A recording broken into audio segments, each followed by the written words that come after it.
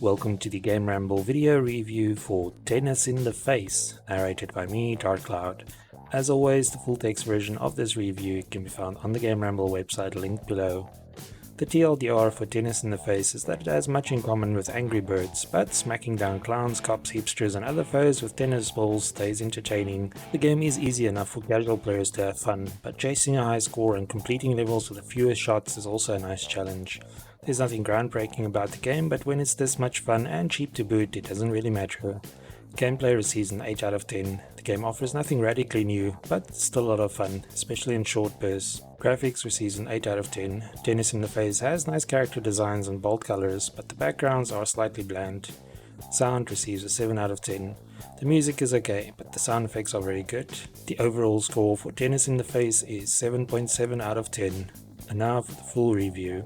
When tennis champion Pete Pagacy falls from grace due to his energy drink addiction, he vows revenge against the manufacturers of Explodes. Armed with his trusty tennis racket and tennis balls, Pete goes on a rampage, but standing between him and his personal vendetta are hordes of Explodes addicted enemies. Players must help Pete knock down these foes as he takes care of the Explodes menace one tennis ball at a time. Speaking from experience, getting hit in the face with a tennis ball is not exactly a pleasant experience. In fact, getting hit with a tennis ball anywhere on the body is not recommended.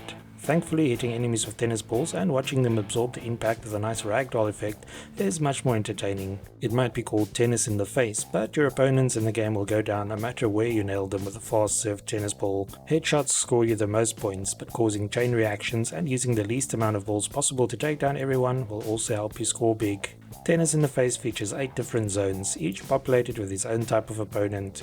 You start by taking down some creepy looking clowns, but eventually police in riot gear, hipsters, business people and scientists also become the target of your serves. Thanks to the physics-based gameplay, which will be familiar to fans of the Angry Birds franchise, you can knock down enemies using anything that isn't nailed down on the level.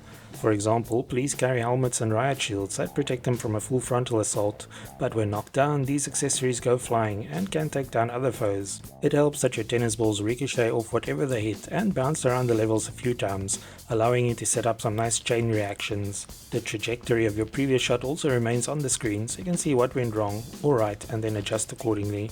To keep things from being too easy, you'll find that enemies are tucked away behind obstacles on later levels, and there are also things such as glass or spikes that can stop your tennis ball dead in its tracks. The game is perfect for casual players since Pete and all his enemies remain stationary and you have all the time in the world to plan your shots. As long as you knock down all enemies before running out of tennis balls, you can move on to the next level, but working out how to do so in as few serves as possible is a great challenge. Figuring out how to perfectly angle a shot to take down multiple foes adds a nice puzzle element to the game, and the slow motion effect when you hit the last enemy feels very rewarding. The developers opted for a very bold and colourful style for the visuals, which fits the light-hearted style of the game nicely. The backgrounds are simple, but the characters are detailed enough, and effects like police going down in a shower of donuts or hipsters dropping their phones as well as lattes when hit are nice touches. The game was obviously designed with touchscreen devices in mind, but the interface works well enough on PC, and even the controls are a breeze using a mouse. Simply click and drag the mouse to aim and release to lob your tennis balls or occasional cans of Explodes at enemies. The music isn't too bad, although the tunes can become repetitive after a while. The sound effects on the other hand are all quite good. With more than 100 levels to complete and a relatively low price tag, Tennis in the Face is a nice time killer. It can be completed in a couple of hours, but getting all the achievements and completing all the levels with a crown takes considerably longer. This type of game typically fares better on mobile devices, but even on a big screen it remains a lot of fun and it's well worth checking out.